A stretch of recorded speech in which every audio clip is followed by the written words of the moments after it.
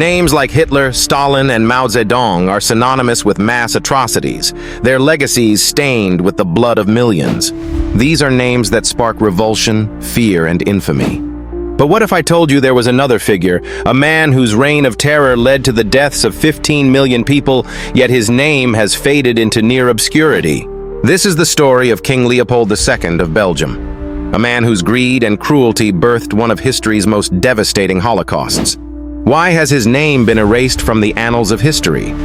Perhaps because his victims were African. Stay with me as we dive into the chilling tale of how one man's unchecked ambition turned an entire country into his personal hellscape. A hidden genocide, a story that must never be forgotten. But to understand Leopold's reign of terror, we must first explore how a king in tiny Belgium managed to seize control of the heart of Africa.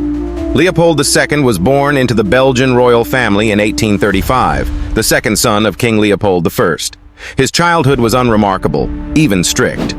To those who knew him, he seemed like any other European aristocrat, reserved, polite, and studious. But behind closed doors, young Leopold was a man possessed by ambition. He envied the empires of Britain and France, which had amassed vast colonies and riches overseas.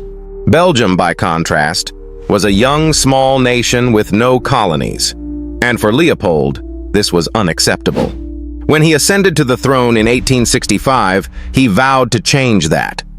Leopold needed land, wealth, and influence, and he saw an opportunity in Africa. Imagine wanting to start an empire but realizing you've got less land than Rhode Island. Leopold wasn't having it. During the late 1800s, European powers raced to carve up Africa, in what became known as the Scramble for Africa. This was colonization at its most brutal. Nations like Britain, France, and Germany claimed vast swaths of land, exploiting natural resources and enslaving local populations. But one place remained untouched: the Congo. The Congo was an immense, untamed wilderness, rich with natural resources like rubber, ivory, and gold. To European powers, it was a potential gold mine. To Leopold, it was a prize he had to have.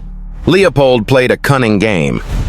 Under the guise of philanthropy, he created the International African Society, a so-called humanitarian organization. Its mission? To civilize the people of Africa, spread Christianity, and introduce European technology. But behind the facade, Leopold had one goal: to make the Congo his personal property. Let's be real.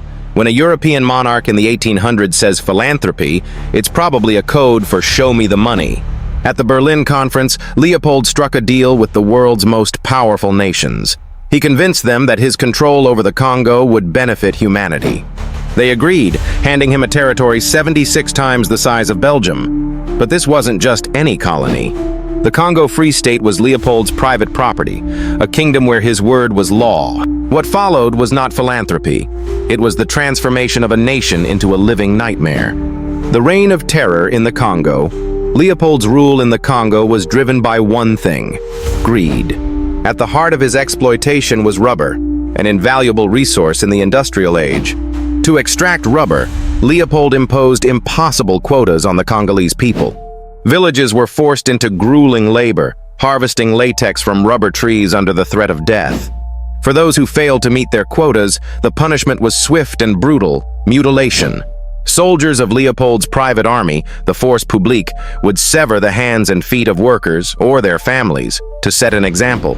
Imagine your boss demanding overtime and docking your pay, except instead of your paycheck, it's your hands.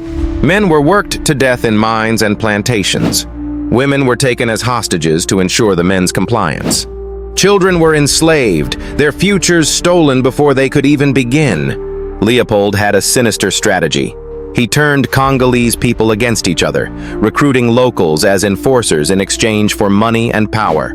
These enforcers brutalized their own people, creating a regime of terror unlike anything the world had seen.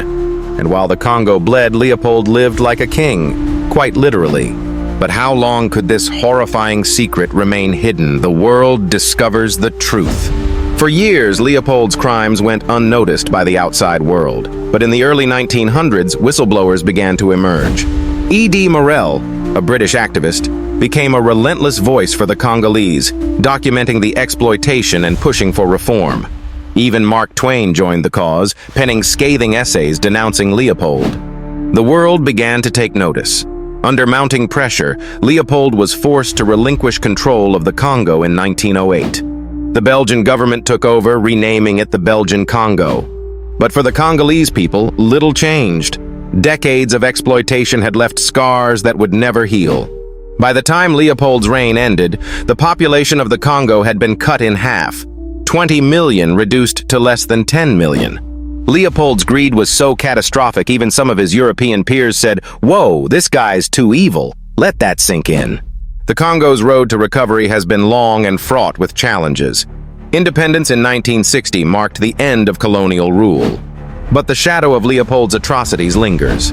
So why is Leopold II not remembered alongside history's greatest villains? Is it because his victims were African? Because the atrocities occurred far from Europe? Or because history is written by the powerful? Remembering the forgotten.